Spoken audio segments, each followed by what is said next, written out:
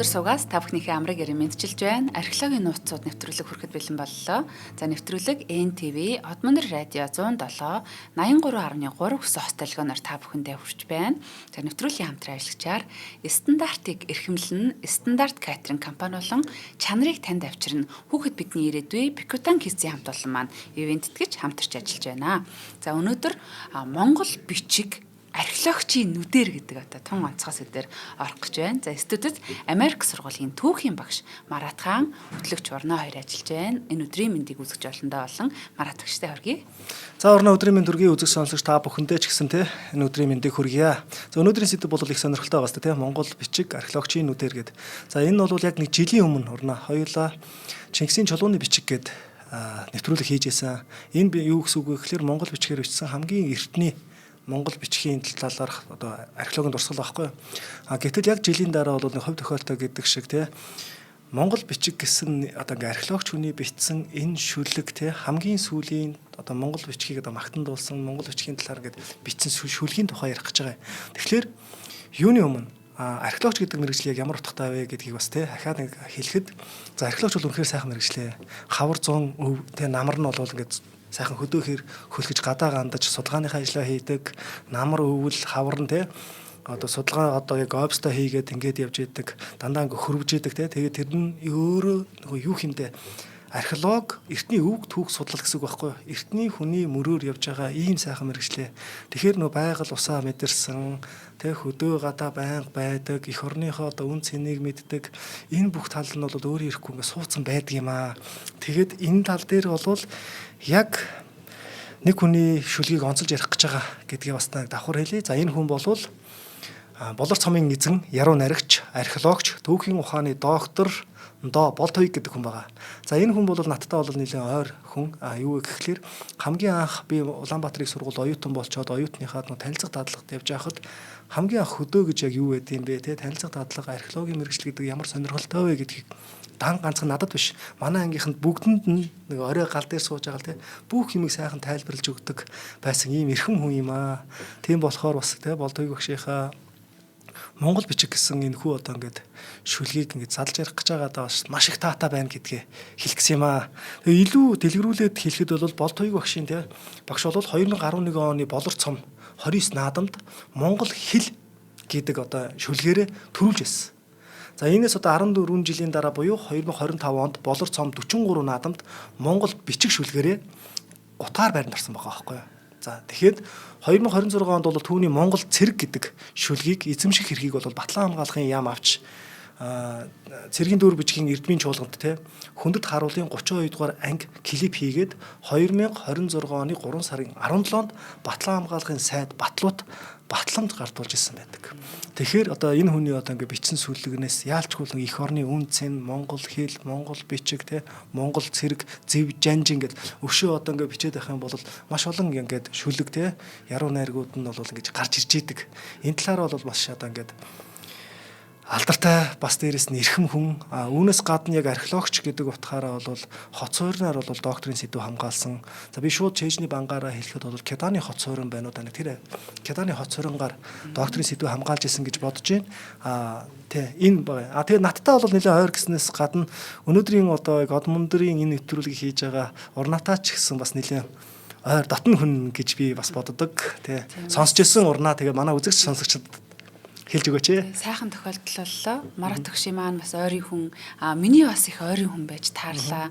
За Болтойг ах маань бол Бээжинд China Radio International гэдэг юм байгууллага байдаг. За энд бол ерөөсөө маш олон улсын хүмүүс өөрсдийнхөө одоо мэдээллийг их хэл дээр ингэж хүргэж идэг.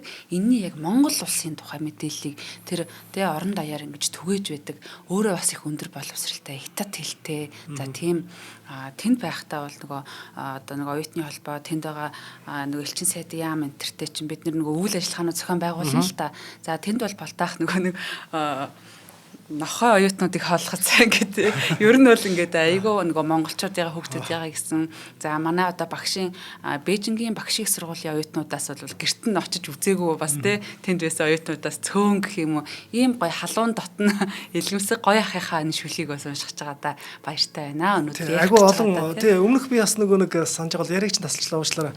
юу яасан шүү дээ. Хоёул нэг археологийн одоо нэг үйл явдалтай тохиолдсон гэдэг бодит кейсүүдийн тухайг хөгжилтэй юм ярьсан шүү дээ. Тэрэн дээр ч би бас нэг болтыг багш чи айгүй олон удаа дурдсан байдаг шүү дээ. Уг анзаарсан болвол тэр нэг хараа Арангаа аймгийн хотон цумын те нэг хар балгас дээр байж чинь нутгийн иргэд ирээд нэг бөө юм болоод тэгээ дээл мэйлээрээ сэвэл гэдэг чинь болтыг багш ахтай.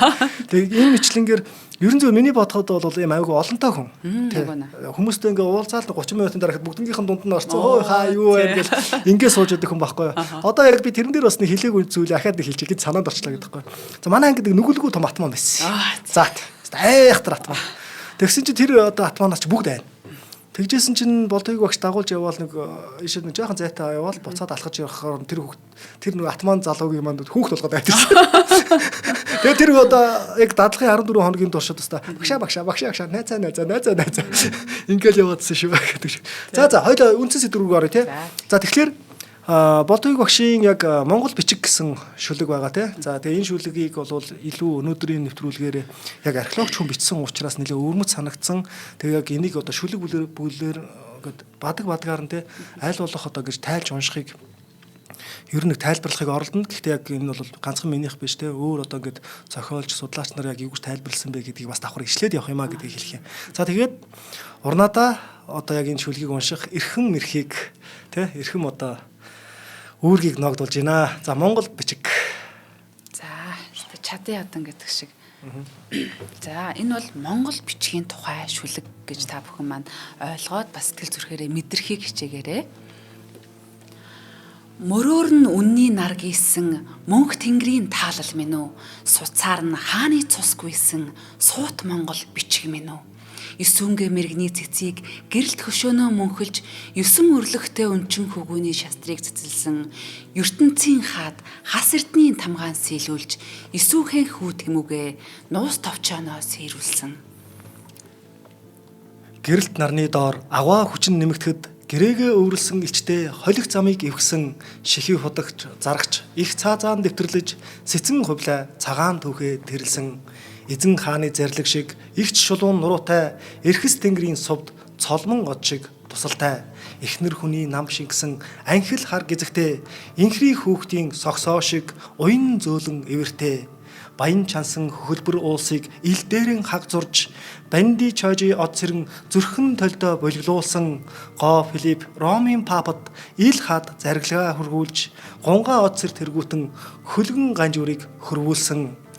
Цармын хэр дассан тэхийн ивэр шиг титэмтэй цавчин мөндөр хисааны ташсан шүүдэр шиг шилбтэй цангатай ардгийг тогтоосон чөдрийн алах шиг нумтай цас дуулын савдаг цагаан барсын соёотой алтан товчоо лувсан данзан нойр хугаслан шигтгэж алтан ордны үүсэн дээр эхийн сэтгэлээр шимширсэн жанжаа хутагт мэрэгд гарахын орондоо заларч жамд орж бичээч болор толио цайрцсан хяад боржигны сүлд цагаан шонхрын хумстай хаад дээдсийн сүр онгон тамах шиг зартагтай халуун бугын эврээр матсан юм шиг орхицтай хангай говийн эзэн гиндүү ирвсийн сүултэй саган цэцэн хунтайж эрдний товчоо барлаж шам бэрхтайчин асрагч нэртэй баримтгалсан төмдийн алтан ханы цадиг туужийг дуурайлгаж төмөнхан цогт хунтайж дуутын хатыг дурсгасан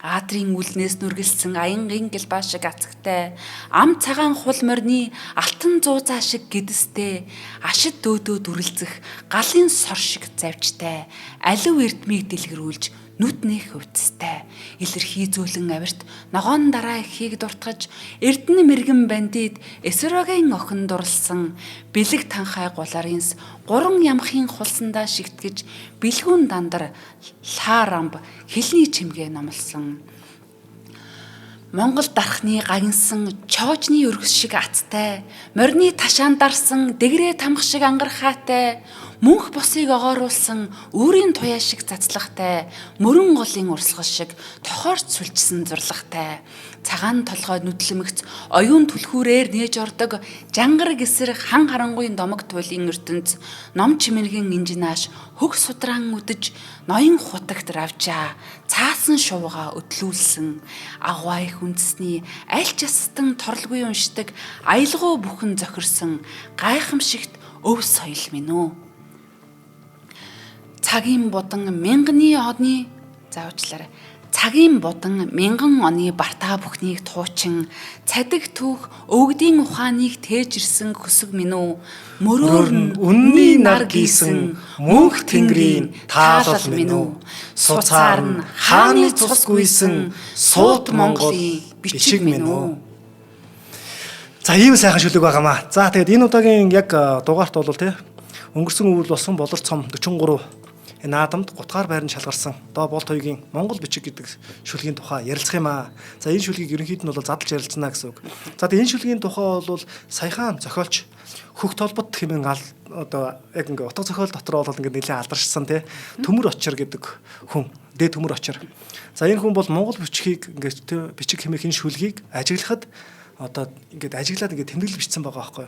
За энэ тэмдэглэл дээр би бас өөрийнхөө мэдих тэгээ бас нэг түүх судлаачтай юу гэж үздэг вэ гэдгийг ингээд давхар тайлбарлаад явнаа гэдгийг бас юуны өмнө хэлчихье. Юугүй одоо ингээд марат шууд те бүгдийг тайлбарлаж байгаа юм бол биш шүү гэдгийг бас давхар хэлчихье. За тус тэмдэглэлд энэ шүлэг Монголын түүхийн их сурвалж эртний уран зохиолуудын он дарааллын дагуу нэг бадаг Монгол бичгийн зурлагуудын нэг бадаг гэх маягаар сөөлжилж бичсэн бүтцтэй. Монгол бичгийн зурлагуудын ан амьтны ялгарх шинж, нүүдэлчин ахуй, байгаль, дэлхий, гоо зүүн талаас адилхан дүрсэлжээ. Монгол бичгийг түүхэн уламжлалд мөр тэтгэх ёс гэж бий. Тухайн бичвэрт Чингис хаан зэрэг эхэс дээдсийн нэр орвол бусад мөрнөөс арай дээрээс бичдэг. Тухайлбал Чингисийн чулууны бичиг. За зурагт үзүүлэхэд одоо ингээд яг юу яаж байгаа штэ Чингисийн чулууны бичиг гэдгийг бол манайхан бүгд мэдж байгаа. За энийг бол яг Чингис одоо хааны нэрийг бол хамгийн түрүүнд мөр тэтгэж бичсэн байдаг бол Монголын нууц товчоо Чингис хааны язгуур дээд тэнгэрээс заяат төрсөн бүрч чон гэргий гуа марлын хамт тэнгис талаа гэтэлж ирээд гэд ингэж эхэлсэн байдаг тий. Гэх мэтлэнгээр эдгээр дээр дандаа ингэж мөр тэтгэж явсан байгаа байхгүй. Мөр тэтгэн гэдэг нь болохоор тухайн тэр онцолж байгаа үйл явдлаа тий ингэж хэлээд байгаа юм. За тэгээд зохиолч бол яг энэ шүлгээ бол мөнх тэнгэр эзэн хаанаа дурдж эхэлсэн гэж байгаа байхгүй. За тэрний одоо хамгийн ихний дөрвөн мөртийг урнаа дахиад нэг уншаад өгөөч. Мөрөөр нь үнний нар гийсэн мөнх тэнгэрийн таалал минь үү суцаар нь хааны цус гүйсэн суут Монгол бичиг минь үү. Тэ. За энэ бол яг юу гэсэн үг вэ гэхээр ер нь яг үнний нар гийсэн гэдэг маань ер нь Монголын нуус товчоог цаанаа хэлээд байгаа гэсэн санаа гаргаад байгаа юм тий. За нуус товчоо зохиох шалтгаан болвол Чингис хаан яг нөгөө 29 улсын аян данд явах гэж хахад тий хатан хэлдэг штэ таны одоо ингээ би чинь тий ингээд байхгүй бол яах юм бэ гэсэн утга санаатай үгийг хэлдэг. Яг энэ үед нь бол одоо энэ сайхан дөрвөн хүүгээс чинь хин нь одоо ингээд энэ улсын эзэн хаан болох юм бэ гэдэг санаа хэлж байгаа байхгүй. Тэр үед нь Чингис хаан миний дөрвөн хүүгүүдээс тий ахмад нь зүччид бол үгээ хэлдэг. За энэ үед нь цагаадаа үгийг тасалдаг. Гэх мэтлэнгээр энэ үйл явдал нь өөрөө цаанаа юу гэсэн үг вэ гэхээр Чингис хаан за яваандаа миний энэ дөрвөн хүүхэд хоорондоо ер нь нэг тийм эв тэнжингүй байх бололтой. Тийм учраас эдрийг эв тэнжинтэй байлгахын тулд яах вэ гэдэг зүйл нь Монголын нуус товчоог зохиох болсон шалтгаан одоо тий энэ зүйл нь гарсан байх боломжтой гэж хэлдэг байхгүй. Тэгэхээр энэ юу гэсэн үг вэ гэхээр суцаар нь хааны цус гүйсэн суут Монгол бичиг мөн үү. За тэгээ Монголын нуус товчоог хамгийн анх нөгөө Монгол бичгээр бичсэн гэдэг санааг энд гаргаж ирээд байгаамаа гэдэг зүйлийг хэлээд байгаа юм тий. За тэгээд дараах бадагт нь тий. За тэгээд удаах бадагт нь болохоор 1225 онд бичигдсэн Чингисийн чулууны бичиг. Дээрээс нь 13-аас 14-р зуунд зохиогдсон Чингисийн 9 өрлөгтэй өмчин хүүгүүнтэй цэцэлсэн шаштар тий. За 13-аас 14-р зуунд Монгол хаадын одоо тамга. За 1219-с 1241 онд бичигдсэн Их Монгол улсын төрийн албан түүх Монголын нуус товчоо зэрэг ингээд дурдаад байгаа тий. Энэ бүх үйл явдал дээр бол доо болтойг одоо найрагч маань тий Монголын нуус товчооны зохиогчийн асуудлыг хүндсэн байдаг. Сайн анзаарах юм бол. За ингээд Монголын нуус товчооны зохиогчийн тухай судлаачид олон янзын санал дэвшүүлсэн байдаг байхгүй юу. Шихийн утаг бичсэн, эсвэл минлэг эцэг бичсэн, за эсвэл одоо бүр арай өөр хүмүүс бичсэн гэх мэтлэнгээр тий. За энэ дотор бол хэд хэдэн таамаг явж байгаагаас хамгийн сүүлийн үеийн таамгаар бол Чингис хааны отхон дуу отголжин ноён бичсэн байх магадлал өндөртэй гэдэг энэ санал бас яваад байдаг. 2010 онд одоогийн түүхэн ухааны доктор Алтан цүх гэдэг хүн залуугийн ингээд судалгааны ажилладаг байхгүй. За энийг бол ихэнх эрдэмтэд бас дэмждэг гэж үзэж болно. За 12 дугаар бүлгийн одоо Монголын нуус товчооны 12 дугаар бүлгийн 269 дугаар зүйл буюу Өгөөдө хаан их ор суусан штэ. Энээс хойших хэсгийг бол өөр зохиолч бичсэн гэдэг. Энэ нь бол яг Монголын нуус товчоог уншаад ингээ бичих юм бол нөгөө бичигдлийн хувьд те тэр одоо бичиж байгаа хүнийх нь сэтгэл бас давхар явж идэг шүү дээ те. Энэ бүх зүйлийг ингээ судалж үзэн гутаа энэ арай өөр шүү гэдгийг бас хэлээд байгаа. За тэгээ эзэн богд бол тэр хоризмын аян дайнаар мордохдоо нэг зүйлийг хийсэн байгаа. Тэр нь юу гэхээр уугуул Монгол нутгаа отхон дүү отголжин ноёнд үлдээдэг. Монголын нуус товчоог бас сайн уншаад үзэх юм бол тэр нэг хоризмын аян дайны тухай нэг тийм дэдгэрэнгүй бичээгүй байдаг байхгүй. А бусад хэсгээр нь бүр яг ингээ хажууд нь дэрэгдэн байсан юм шиг Монголын нуус товчоо бичиж байгаа мөртлөө энэ нэг санааг бас ингээд аваад үзээрэй те.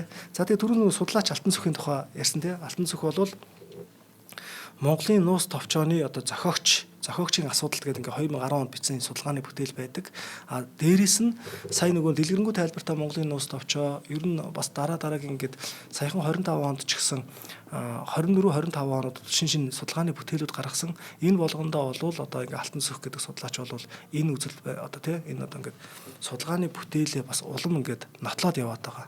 За тэгэхээр Монголын нуус товчоог өшөхийн худаг гэдэг ч юм уу тий өшөө олон эрдэмтдийн одоо нэр яваад гэсэн болвол сүүлийн үеийн судалгаагаар отголжин ноён гэдэг бас нэр яваад байгаа шүү гэдгийг хэлхэн зүйтэй болоо гэж байгаа. За тэгээд ерөнхийдөө Монголын нуус товчоог бол бүтцийн хувьд бол ингээд нэг юм 3 зүйл байдгаа гэж яриад байдаг. Тэр нь юу гэхээр за судлаачдын хувьд шүү. За яг гэхдээ энэ бол бүх судлаачид бол биш.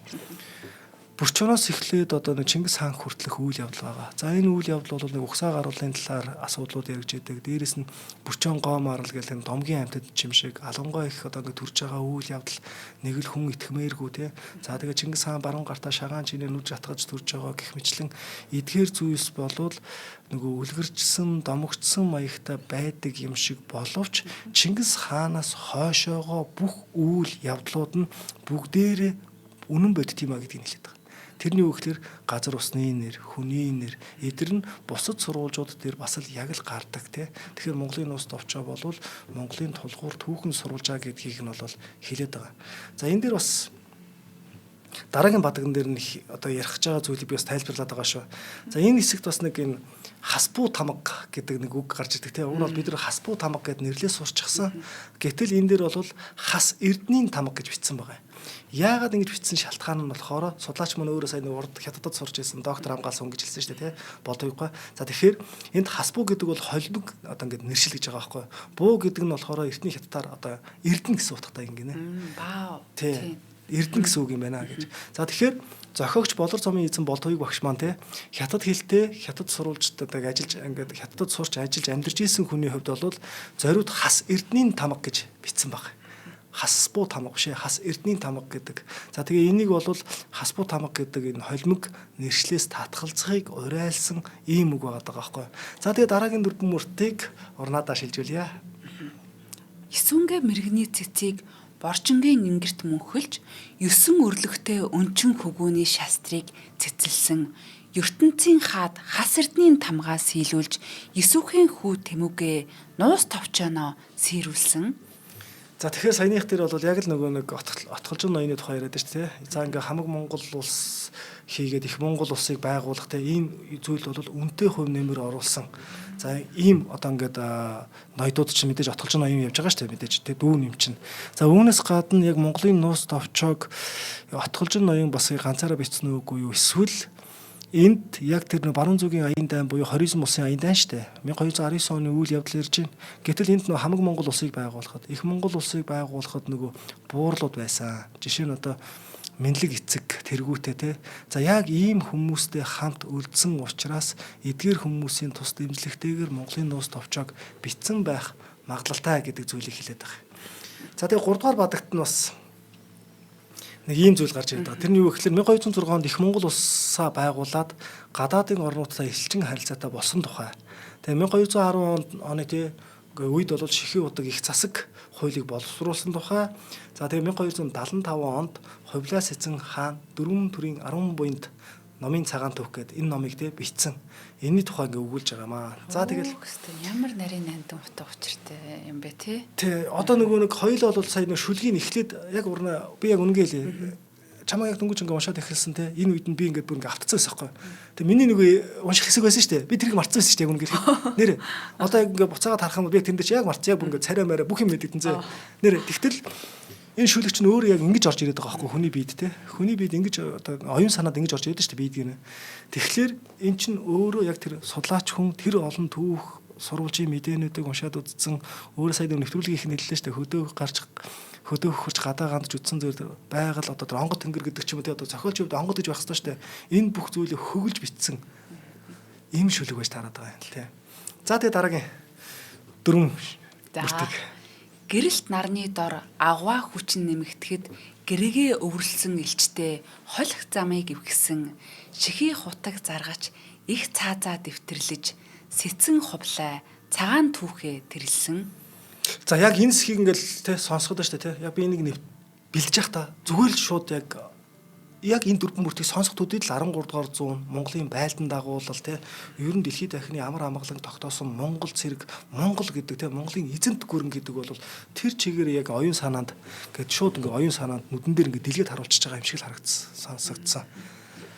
Тэ. За цааш нь бол за улмаар Баян Жансны одоо 1274 онд бичсэн зарилгаар одоо мөрний өмдөдийг ингээд хураамжилсан гэдэг ийм шүлэг их бичгийн хүн байгаа байхгүй. За тэгээд тэрний дараа бол Чойжи Од Сэрэнгийн 1305 онд бичсэн Зүрхэн толт. За 14-р зууны Ил хаадын одоо захидал Лэгдэн хутагт хааны зарилгаар 1629 онд бандит одоо Гунга Од Сэр тэргүүтээ Монгол мэрэгд их хөлгөн судар ганжирыг хөрүүлсэн тухай бичиж байгаа юм. За ингэхдээ бол Баян Чансны шүлгийг тэгээ Баян Чансан бол Юан гүрний үеийн төшмөл ахгүй. Шүлгийг дурдсан нь ийм учиртай. Юу гэхээр 1264 онд бол Хөлөггүй хааны элч Баян одоо өөр ингээ Хөлөггүй хаанаас Ил хаан тулсаас Юан гүрэнд ирж байгаа ахгүй. За тэгээ тэр хүний одоо ингээ цэцэн одоо ингээ цэлмгийг их тод ингээ ажиллаж харсан Хувлаа хаан бол шууд тэрийг те өөрийнхөө ордондоо үлдээгээд тэгээ өөрийнхөө төлөө ингээ одоо Юан гүрний төлөө зүтгүүлсэн байхгүй. За ингээд нөгөө нэг янз бүрийн ажил ингээд тохон томилсон тэгээ салбар бүрийг нь ерөөсөө шууд цэцгэлүүлээд хөгжүүлээд байсан тул ингээд зэрэг дэвийг нь ахиусаар их цэргийн ерөнхийлөн захирагч болгож улмаар олон жил дайтад авч чадаагүй байсан өмнөдсөн усыг одоо байлдан дагуулах те ийм зарилгыг одоо буулгаж ирсэн байна. За Баян Жансан бол өмнөдсөн усыг одоо богино хугацаанд гарц хохирол бахта мөхөөж төрд бол маш том гавь яваа болсон. За иймийн тул одоо их Юан гүрний те барууны гарын чансанд өргөмжлөгдсөн их яруу найрагч байсан гэсэн.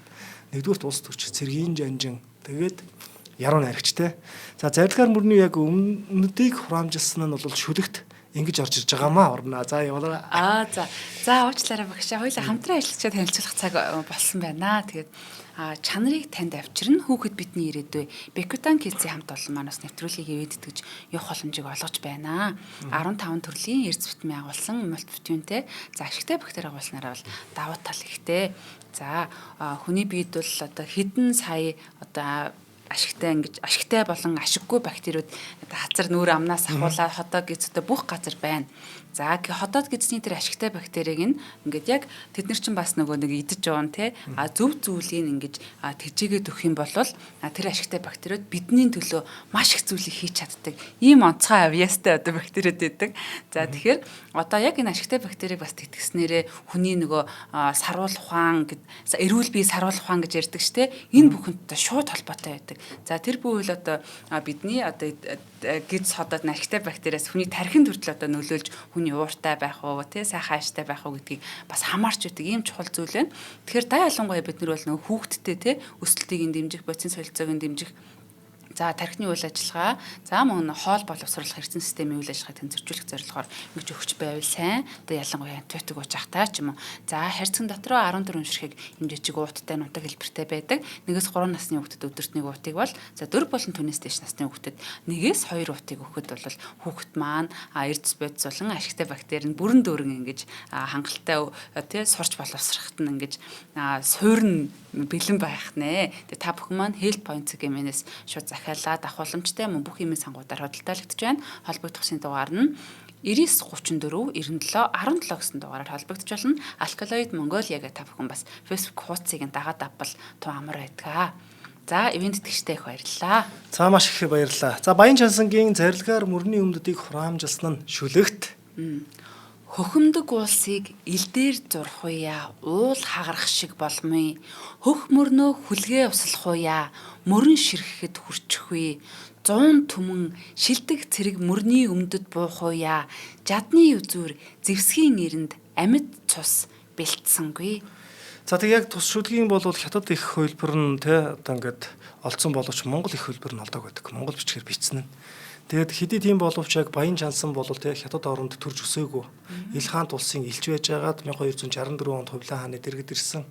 Ийм учраас энэ шүлгийн хамгийн анхны их хөлбөр нь бол Монгол бичгээр бичсэн байх боломжтой гэж одоо зохиолч маань те одоо үздсэн байх магадлал өндөртэй гэж байгаа. Тэгээд яг энэ бол Монголын нууц товчооны одоо нэг хятад их олдсон Монгол их олдоогүйч одоо анх монгол хэлээр бичигдсэн гэж үздэгтэй яг адилхан үйл явдлаа үйл одоо яг адилхан зүйл гэсэн үг байхгүй. Энийг хэлээд байгаа. За тэгээд дараагийн дөрв мөрт Баян чинсэн хөхөлбөр уулсыг илдээрээ хагц зурж бандд чожи оцэр зүрхэн толтой булиглуулсан гоо Филипп Ромын папад ил хаад зарилгаа хөргүүлж гунгаа оцор тэргүүтэн хөлгөн гаанжуурыг хөрвүүлсэн.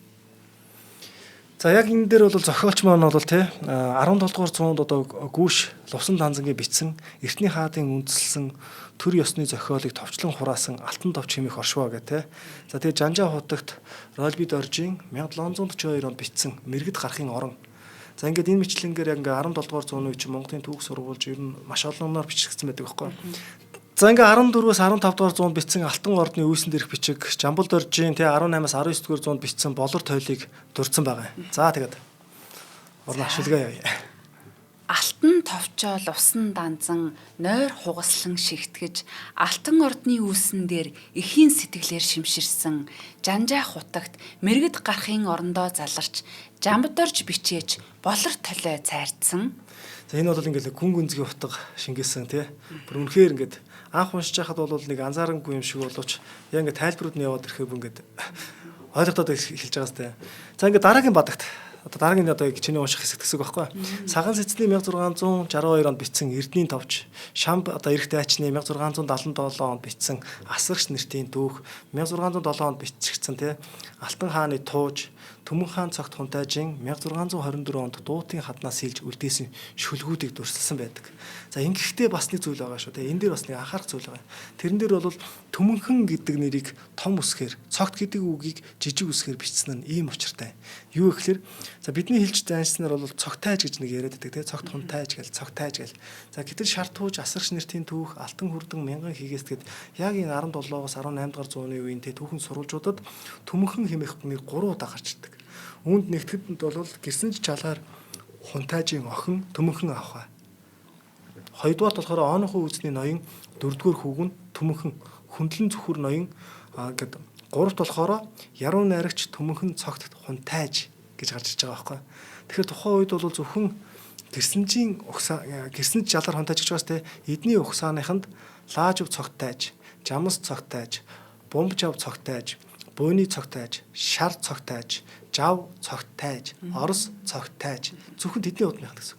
Адис цогтайж гэдэг зэрэг нэрүүд өгсөн байгаа. За энэ бүхнээс ингээ үндэслээд үзэх юм бол түүхийн шинжлэх ухааны те доктор, академич Цэрэн доржийн одоо бас нэг судалгааны сэдв байдаг. Тэрэн дээр бол яг ингээ нэгтгэд хэлэхэд бол цогтайж бол хүний нэр биш ээ. Энэ бол те цогтайж бол цол гэж байгаа байхгүй. За тэгээд энэ бол зохиогч бол шүлэгтээ энэ хэсгийг ингэж тусгажээ. Саган цэцэн хунтайж Эрдэнийн товчоо барлаж Шамб эрх дайчин Асрагч нэртэй баримтгалсан Төмдийн алтан хааны цадиг туужийг дуурайлгаж Төмөнхөн цогт хунтайж дуутын хатыг дуурсгасан. За ингээд Төмөнхөн гэдэг нэр бол цогт хунтайжийн бол үндсэн нэрээ гэдгийг бол зөвхөн энэ шүлэг дээр түүхэн судалгаа маш их явсан гэдгийг энэ зөвхөн нэг хэсэг нь байгаа байхгүй. Тийм бас. За тэгээд дараагийн мөрөнд ногоон дараа эхийн тууж болон баруун зүүн Монголд өргөн дэлгэрсэн уран тансаг хэл найруулгатай зохиол тэг гар бичмлэр ихэд түгэн дэлгэрсэн одоо энэ тууж тэг өөр хоорондоо таарахгүй олон хувилбартай байдаг. Гэвч өнөө хэрн энэ туужийн төвд их нь олдог бас. За тэгэхээр академич дамдын сүрэн бол Монгол зохиол гэж үздсэн байдаг. Монголын уран зохиолын дээж 100 бэлэг оршва номд болохоор Ц дамдын сүрэн те Монголын уран зохиолын дээж 100 бэлэг гэх мэт эдгээр судалгааны бүтээлүүд байдаг. За эдгээр бүтээлүүдэд бол яг энэ бол те төвд их нь олдоогүй гэдэг санаа хэлээд байгаа байхгүй. Тэгэхээр яруу найрагч Болор Цомын эзэн болд хоёг те. За энэ хүн бол Монгол зохиол гэж үздсэн болохоор Монгол бичиг шүлэгтээ зориуд оруулсан байж тарах гэдэг байгаа сте. Тэ. За тэгэхээр дараагийн яг энэ хэсгийн шүлэг. Илэрхий зөөлөн авирт ногоон дараа ихийг дуртгаж Эрдэнэ мэргэн бандит Эсарогийн охинд дурлсан бэлэг танхаа гулараас 3 ямхын хулсандаа шингэж бэлгүүн дандрал хаарамб хэлний чимгээ номлосон. За ингээд яг ахаад ингээд дараагийн бадаг гарч чинь тий. За дараагийн бадагт болохоор 15 дугаар зуун зохиогдсон Жангарын туйл тий Гисрийн тууж 12 дугаар зууны Гисрийн тууж 13 дугаар зуун зохиогдсон Ирийн сайн хаан харангуй туйл 13 дугаар зуун зохиогдсон Монгол сургаалын цомирлог оюун түлхүүр те гих мэтлэнгээр одоо ингэж бичсэн байгаа. За энэ мэтлэнгээр ингээд яваад үзэх юм бол ер нь бол яг дандаа түүхэн үйл явдлуудыг дистаралаар нэг хөөгд явцсан гэдэг нь харагдаж байгаа хэвээр тий. Түүхэн үйл явдал утга зохиолуудыг гэсэн. За тэгэхээр яг энэ хэсгийн шүлгийг цагаан толгой нүдлэмэгц оюун түлхүүрээр нээж ордог жангар гэсэр хан харангуйн домог туйлын ертөнд номч мэргэн инжнааш хөх судраан үдэж ноён хутагт равжаа цаасан шууга өдлүүлсэн. За тэгэхээр монгол хэлээр бичигдсэн ер нь Монголын түүхийн 30 гаруй сурвалж яг энэ тухайн үед байдаг гэж байгаа байхгүй. Гэтэл эртний уран зохиолын олон зуун бүтээл байдаг. Тэр бүхнийг нэг шүлэгт бол тий зөвхөн одоо монгол бичиг гэдэг шүлэгт бол багтаах баг нэгдүгürt албагүй тий хоёрдугаарт болоод одоо ингээ тэр болгоныг багтаах юм бол энэ шүлэгний чи өөрийнх нь утга санаа гэдэг зүйл нь байхгүй зөвхөн л одоо ингээд дистаралалаад тавьсан юм болно шүү дээ тий. Тэгэхээр зохиогч бол яг энэ шүлэгтээ хамгийн чухал гэж үздсэн сурвалж бүтээлүүдийг дурдсан байгаа байхгүй. Одоо бид нар бас ингээд түүх их Монгол улсын түүх гэж үзээд явж байгаа. Гэтэл яг 13 дугаар зууны толгуур сурвалж бичиг гэж юу юм бэ? Одоо хожим мэдээж одоо ингээд дараа нь одоо Юан гүрний түүх, улс төрийн бутрал гэл тий Манжин иргэшээлийн үе гэл ороод ирэх нь тэр болгонд чинь яг л саяны ядаа ингээд түүхэн сурвалжууд дурддагдаад байгаа түүхэн сурвалжуудын л дистаралаар явах хэрэгтэй байхгүй. Тэгэхээр энэ бол яалчгүй одоо ингээд маш олон судалгааны бүтээлүүдийг нэгтгэсэн ийм шүлэг болж таарад байгаа юм. За хоёулаа хамтран ажиллагчаа танилцуулах уу? За тэгээ нэвтрүүлгийн явах боломжийг олгож бас ивент гэж байгаа хамт олон маань бол стандартыг эрхэмлэн стандарт катеринг компани байна. За Good-Day гэдэг одоо битэр өмнөгийн сөөжүү бол одоо Солонгосын сөөжүүний зах зээл төр хамгийн танигдсан брэндүүдийн нэг. За солонгочуудын өдөр тутмын одоо хоолны соёл уулзалт нөхөрлийн бас нэг хэсэг болсон ийм ундааны зүйл гэж хэлж болно. За сөөжүү хийхэд бол ус маш чухал байдаг гинэ. За харин Good-Day гэдэг энэ сөөжүү нь одоо жири уулын 320 метрийн гүнээс гаргаж авсан хүчил төрөгчөр баялаг цэвэр тунгалаг усаар үйлдвэрлэдгээрээ пусаан бүс нутагтай алдартай юм байна. За тийм болохоор амтны хувьд бол илүү цэвэр зөөлөн мэдрэмжтэй гэдэг. За Good-Day сөөжүүн спиртийн агуулмжийг 16% бууруулсан технологиг анх нэвтрүүлж байсан одоо онцлогтой буюу одоо хамгийн бага гарацтай гаргаж ирсэн. За тиймээс илүү зөөлөн одоо тухтай уур амьсгалтай энэ уулзалтанд тохирдог гэж одоо бас үздгээ. За энэхүү сөөжийг үйлдвэрлэдэг Мухак компани нь Солонгостой 97 жилийн төвөгтэй ууган үйлдвэрлэгчдийн нэг юм байна шүү. За тэдний 72 цагийн хүчил төрөгчөөр баяжуулах технологи нь ч гэсэн брэндийнх нэг онцлог болсон. За солонгосчууд сөөжийг ихвчлэн хоолтойгоо хамт хэрэглэдэг. Ялангуяа одоо шарсан мах халуун хоолтой халуун ногоотой хоолтой ослуулах нь бол элбэг. За солонгос кинон дээр гардаг шиг одоо гол нь нөгөө яг одоо ийм зүйл чи одоо бидний нөгөө чин сэтгэлийн үгээ ярих ч гэдэг юм уу одоо ихтэй энэ чухал халуун дулаа уур амьсгалыг бүрдүүлж яадаг оо ийм зүйл байдаг. За нэг хоолныхаа дараа нэг хундгыг хүртчихдэг ч юм уу те. За мэдээж энийг одоо нэг зөв зохистой хэрэглэх буюу тэр нь бол мэдээж одоо тий соёлтой хэрэглэх юм уу тэрийг баримтлахад бол тий асуудал байхгүй. За тиймээс ч энэ Good-Day гэдэг нэр нь бол маргаашийг илүү сайхан өгтья бага угаарэ гэсэн одоо ийм бас санааг агуулж идэг байж магадгүй. За сонирхолтой нь энэ бүтээгдэхүүнийг анх нөгөө Good News гэж одоо нэрлэж ирсэн юм байна лээ. Тэгээ өнөөдрийн уулзалт маргаашийн дурсамж хоёрыг илүү зөөлөн үлдээх одоо философитой сөөжүү гэж хэлж болох юм байна. Тэгээ бүх сүлжээ дэлгүүр болон за хүнсний дэлгүүр дээр худалдаалагдаж байгаа. За тэгээ та бүхэн маань бас амсаж үзээгүй бол яг нөгөө нэг ийм нэг үнэр танар те за уухад бас амт чанар за тэгээ дээрэс нь нөгөө нэг маш олон төрлийн нөгөө жимстэй одоо нөгөө тортой ч үт юм уу тарвастай гэдэг нэг ийм аятайхан уухад бас аятайхан ийм байдгаараа бас илүү даваа санагддаг. За нэвтрүүлгийнхаа эвент тэтгэжтэй их баярлалаа. Жоох инээдрэд байгаа. Юу гэхээр ингээ сүүж ингээ хоёр сүүж ингээ тавигддаг байхгүй. Тэгээ дандаа минийх ингээ лацтай миний эсрэг талаас ингээ лацсан ингээ арилцсан. Би тэрийг бодохдоо дотор нь ус хийцэн биш байгаа да. Ууга тавьсан юм шагаа даа гэж дандаа бодох. Гүү байгаа шүү. Би шалган шүү авч үзээ. За юу вэ? Хоёул цааш нь нэвтрүүлэг өргөжлүүлээ тий. За нэвтрүүлэг дээр бол яг одоо бол нэг ийм зүйл анзаарагдаад байна. Тэрний юу гэхээр яг им археологч, түүхийн ухааны доктор, яруу найрагч хүний яг ингээд бичсэн энэ шүлэг өөрөө бүр ингээд харахад ингээд нэг их орон тий хөрс газар шороо ингээд өндөртөж байгаа яах аргагүй ийм шүлэг байгаад байгаа. Тэгээ одоо бол хамгийн төгсгөлийн бадагт тий хамгийн чухал санаа болох агуу их үндэсний альч ястан торлгүй уншдаг аялгау бүхэндэн тохирсон гайхамшигт өв соёл минь үү химээсэн байгаа. За тэгээд их Монголын олон овог аймаг угсаатны бүлэг яснууд хил аялгауны хувьд ихээхэн зөрүүтэйч бичгээрээ яг таг ойлголцдог тухай энийг өгүүлж байгаа байхгүй. Одоо хоёулаа өвөр Монгол хүмүүсийн зарим ярьж байгаа зүйл ойлгохдоггүй те. Зарим нь ойлгоод иддэг. За бурят хүмүүсийн одоо ингээд ярьж байгаа зүйл нь зарим нь ойлгодоггүй ойлгоод иддэг. Гэх мэтлэнгээр яг өдгөөж Монгол улс өвөр Монголын олон ястан Шинжааны торгууд, Цахар, Өөлд, Хөх нүрийн хушууд монголчууд ингээд өөр хоорондоо яг энэ уламжлалт Монгол бичгээрээ болвол шууд ойлголцдог гэдгийг л хэлээд байгаа байхгүй. Энийг онцгойлж байгаа гэсэн үг. За тэгээд энэ нэрхэм дөрвөн мөртийг орнаа маань авгаа их үндэстний аль ч ястан торлгүй уншдаг аялгау бүхэн зохирсон гайхамшигт өв соёл минь үү цагийн будан мянган оны бартаа бүхнийг туучин цадиг түүх өвгдийн ухааныг тээж ирсэн хөсөг минь үү. За тэгээ зохиогч бол тийм Монгол бичгийн бусад бичгээс ялгарх онцлог болох тэг, зурлаг, хэлбэр, дүрсийг одоо ингээд тийм нүүдэлчин ахуй, байгаль, дэлхий, гоо зүй талаас нь ингээд адилхан дүрсэлсэн ингээд уншсан тийм. Хүний ингээд сэтгэл бууж нүдэнд харагдахаар юм өөрөөцөлсөн байгаа байхгүй. Ямар сайндаа би нэг их орон харагдаад байна. Газар ингээд үнэртэд байна гэд яриад байгаа нэ. За тухайлбал цагаан барсын соёо, тэхийн ивэр шиг титэм, гиндүү ирвсийн сүүл, тэгээ цагаан шонхрын хумс, зэрэг ан амьтны ялгарх шинжтэй адилхсан тий.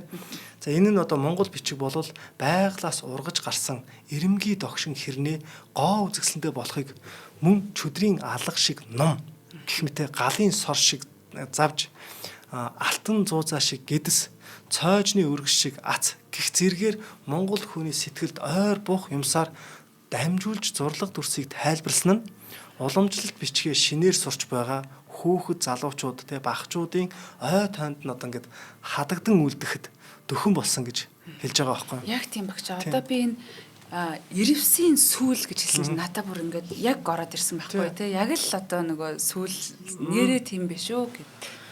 За ингээд за нэвтрүүлгийн эцэд бол те доо болт хоёг Монгол бичиг хэмээх энэ шүлэг бол Монгол бичгийг зөвхөн одоо ингээд харилцааны хэрэгсэл төдий биш ээ. Харин Монгол соёлын амин сүнс, оршин тогтнохын баталгаа гэдгийг уран сайхны аргаар харуулж монголчуудын үндэсний ижилсэл, түүхэн ой санамж, гой зүүн мэдрэмжийг нэг дор зангидсан туйлсын шинжтэй том хэмжээний бүтээл бөгөөд залуу хойч үеийнхэн их хэл, бичиг соёлоороо бахаргаж сэтэл одоо ингээ өвхүйц түүх, гой зүүн тэгээ их оронч үзлийн нэгдэл болсон ийм бүтээлээ гэдгийг бол онцолж хэлж байгаа.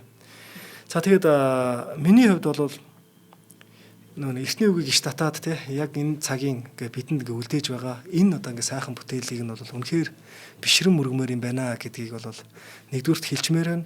Тэгээд би яг нэвтрүүлгийн эцэст яг одоо намайг сонсож байгаа хүн болгоноос нэг зүйлийг хүсэх гэсэн. Би хизээч нэвтрүүлгээрээ хүнээс юм хүсэж байгаагүй дамжуулж те. Тэгээд яг энэ шүлгийг яг энэ нэвтрүүлгийг те ингээд хүн болгон ширлээсээ ялангуяа 10 жилийн багш нар те сурагч нарт математикийн багш байсан ч хамаагүй бас ингээд шеэрлээсээ ер нь хүн болгон л ингээд шеэрлээд түмэн олон мэдээсэй л гэж хүсэж байна.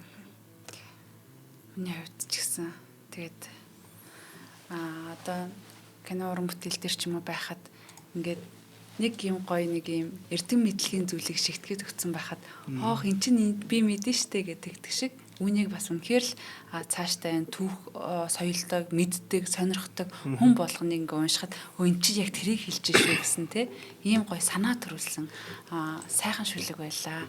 За тэгээд За бодыг багштай би яг энэ нэвтрүүлгийг нэг бэлж яхад бас холбогдсон л да. Тэгэхэд бол за Марата ингээ те маш их баярлаа. Ямар ч маш их баярлаа. Тэгээд энэ шүлгийг багш нь бичихтэй бол хүн болгон мэдээсэй гэж бодсон шүү. Тийм болохоор ямар ч хэлбэрээр гэсэн. Энэнгүр те одоо дуртай нь рил, дуртай нь одоо шеэр хийх те юу ч хамаагүй хийж болно шүү. Чийцсэн өөрөө рил хийгээрээ те чиний рил чинь хүнд бас хүрээд идэм байлээ гэдгсэн. Тэрнтэй адилхан би бас бусдыг ч гэсэн уриалах гэдэг те болж өгвөл энийг маш олон хүнд үргээч. Ямар ч хамаагүй байдлаар ашиглаач гэд нэвтрүүлгийн одоо яг YouTube-д орох юм дээр нь хоёлоо шүлгийг нь бас бүтнээр нь тавьчих те. За маш их баярлалаа. Нэвтрүүлгийн хамтран ажиллагчаар стандартыг эрхэмлэн стандарт катеринг компани болон чанарыг танд авчирна. Хүүхэд бидний ирээдүй Bikutan Kids маань ивент тэтгэж хамтарч ажиллалаа. За нэвтрүүлэг NTV Одондөр радио 107 83.3 состолгоноор та бүхэндээ хүрлээ. Ингээд дараагийнхаа археологийн нууцудаар эргүү уулзтлаа. Баярлалаа. За баярлалаа.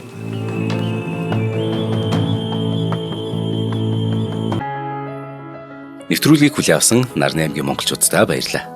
Одмөндөр сувг нь энэ мэдчлэн таны мэдхүй мянган нэвтрүүлгийг 2026 оны 7 сарын 1 хүртэл та бүхэндээ хүргэх юм.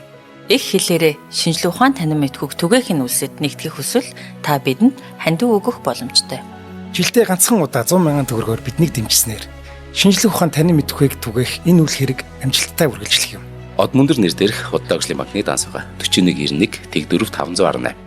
Та 100,000 төгрөгөөр шилжүүлэхдээ гүйлгээний утга дээр нь өөрийн нэр болон утасны дугаараа заавал бичээрэй. 100,000 төгрөг хандалснаар Одмөндөр сувгийн алтан гишүүн болох юм а. Шинжлэх ухаан танин мэдхгүй Монголд ялах болтугай.